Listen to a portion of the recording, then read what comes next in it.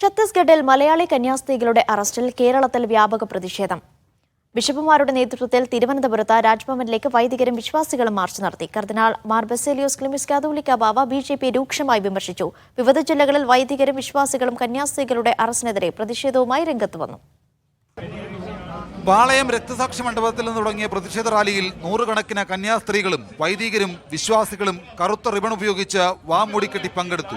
രാജ്യത്ത് സ്വതന്ത്രമായി ജീവിക്കാനുള്ള അവകാശം നിഷേധിക്കരുതെന്ന പ്ലക്കാർഡുകൾ ഏന്തിയായിരുന്നു പ്രതിഷേധ റാലി. മലങ്കര കത്തോലിക്ക സഭ അധ്യക്ഷൻ കർദിനാൾ മാർ ബസേലിയോസ് ക്ലിമീസ് കാതോലിക്ക ബാവ, ലത്തീൻ അതിരൂപത archbishop doctor Thomas J Netto, Marthoma സഭ കൊല്ലം തിരുവനന്തപുരം ഭദ്രാസനാധിപൻ ഐസക് മാർ ഫിലക്സിനോസ് എന്നിവർ അടക്കമുള്ള സഭാധ്യക്ഷന്മാർ മാർച്ചിലുടനീളം രാജ്ഭവനിലേക്ക് നടന്നു.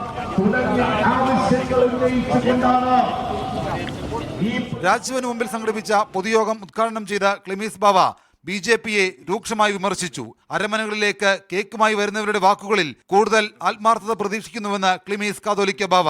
ചില പത്രമാധ്യമങ്ങളൊക്കെ ഈ ദിവസങ്ങളില് പിതാക്കന്മാരെയൊക്കെ കാണുന്നുണ്ട്. അപ്പൊ ചോദിക്കുന്നു, ക്രിസ്മസും ഈസ്റ്ററും ഒക്കെ ആകുമ്പോ കേക്കും ഒക്കെ ആയിട്ട് വരികയും പിന്നീട് സംഭവിക്കുകയൊക്കെ ചെയ്യുമ്പോ എങ്ങനെയാണ് അതിനെ കാണുന്നതെന്ന്. അതിൽ കുറെ കൂടി ആത്മാർത്ഥത ഈ ക്രൈസ്തവ സമൂഹം പ്രതീക്ഷിക്കുന്നു എന്നതാണ് പരമാർത്ഥം. സമാധാനപരമായ സമരത്തെ ബലക്കുറവായി കാണരുതെന്ന് ലത്തീൻ അതിരൂപത ആർച്ച് ബിഷപ്പ് തോമസ് ജെ നെറ്റോയുടെ മുന്നറിയിപ്പ്.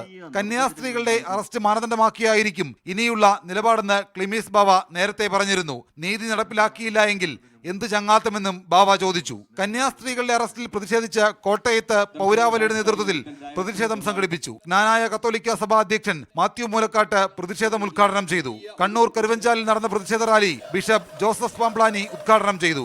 ഇതൊരു ക്രിസ്ത്യാനികളുടെ വിഷയമല്ല. രാജ്യത്തിന്റെ ഭരണഘടന അപകടത്തിലായി, ഭരണഘടന പശുവിന്നു പോകുന്ന ഗതിയോട് ഈ രാജ്യത്ത് സംഭവിച്ചുകൊണ്ടിരിക്കുകയാണ്. ഇതിന് അറുതി വരുത്താൻ നമ്മൾ ഒറ്റക്കെട്ട് രംഗത്തിറങ്ങേണ്ടതുണ്ട്.